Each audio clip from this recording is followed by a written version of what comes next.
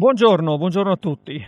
Allora, per quanto riguarda i punti di forza e gli aspetti di miglioramento, diciamo le aree di miglioramento sulle quali lavorare, noi a Raveo abbiamo già iniziato un percorso che io chiamo di consapevolezza, già iniziato con il mio primo mandato nel 2004, nel lontano ormai 2004. Ed è un percorso che ha portato poi negli anni a dei risultati concreti e tangibili. Risultati concreti e tangibili in termini di servizi a favore del territorio e di chi sul territorio ci lavora e vive, in termini di posti occupazionali nuovi, in termini di attrattività del nostro paese e anche di tenuta, diciamo, per quanto riguarda la residenzialità.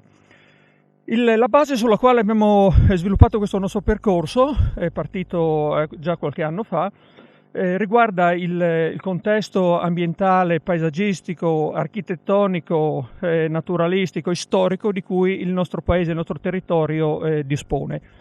È un patrimonio comune comunque a molti altri paesi della nostra Carnia.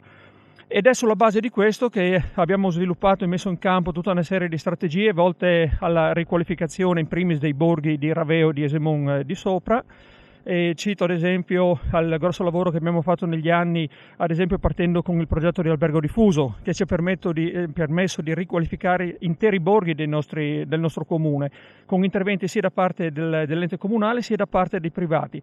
Abbiamo realizzato assieme al comune di Ovaro un albergo diffuso, l'albergo diffuso Zoncolan, che conta complessivamente 125 posti letto, di cui 40 sono a Raveo.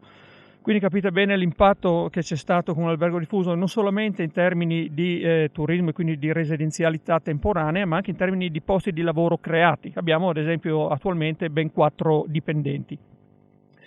Oltre a questo abbiamo portato avanti anche un percorso di riqualificazione urbana, mettendo in evidenza quelli che sono i borghi e diciamo, gli angoli più caratteristici del nostro comune, recuperando ad esempio le vecchie pedrate e quindi dando risalto e qualità al tessuto urbano.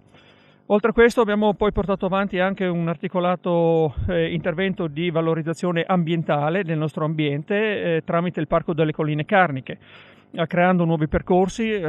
Cito ad esempio solamente il percorso di quel Budin, che è molto conosciuto e fruito tutto il tempo dell'anno, quindi un intervento che ci ha permesso di far riscoprire il nostro paesaggio e anche di valorizzarlo. E mi riallaccio a questo proposito anche al progetto di cui si sta parlando in questi mesi di un parco nazionale di Nurme Carnia. Potrebbe essere un'idea molto molto interessante.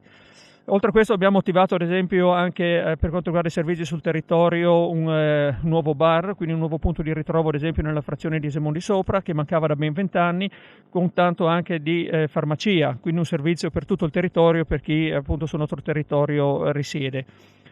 Oltre a questo stiamo ultimamente anche sviluppando il progetto Pani, un progetto di valorizzazione ambientale basato appunto sul piano paesaggistico regionale, un progetto che stiamo sviluppando assieme ai comuni di Ovaro, di Enemonzo, Socchieve e Dampezzo, quindi i 5 comuni che gravitano attorno alla conca di Pani e di Valdie. E in questo contesto abbiamo già anche ottenuto i finanziamenti da parte della regione per realizzare in quello che era un vecchio stavolo proprio in Valdie un punto di ristoro e 2 piccoli appartamentini con 8 posti letto, quindi tutto per cercare di valorizzare e fruire il nostro territorio. Per quanto riguarda Carnia 2030, secondo me spunti ci sono, basta partire, come dicevo, da quelle che sono le basi della nostra Carnia, quindi ambiente, paesaggio, territorio, storia e architettura, mettendo in rete tutto questo. Rappresenta non sicuramente un progetto definitivo, ma sicuramente un buon punto di partenza, sul quale puoi innestare anche molti altri progetti riguardanti l'agricoltura, riguardanti anche il manifatturiero, però più che il manifatturiero punterei su una sorta di sviluppo di attività digitali diffuse, utilizzando a questo fine anche il consorzio industriale, che cerchi di replicare ciò che ha fatto nel settore industriale e manifatturiero anche nel comparto digitale, che ha un grosso futuro. Poi ovviamente la nostra carne ha bisogno di infrastrutture, cominciando dalle infrastrutture viarie per finire e continuare anche con quelle tecnologiche, fondamentali per uno sviluppo futuro e per soprattutto cercare di colmare il gap con il resto dei territori. Quindi avanti tutta e buon lavoro a tutti noi.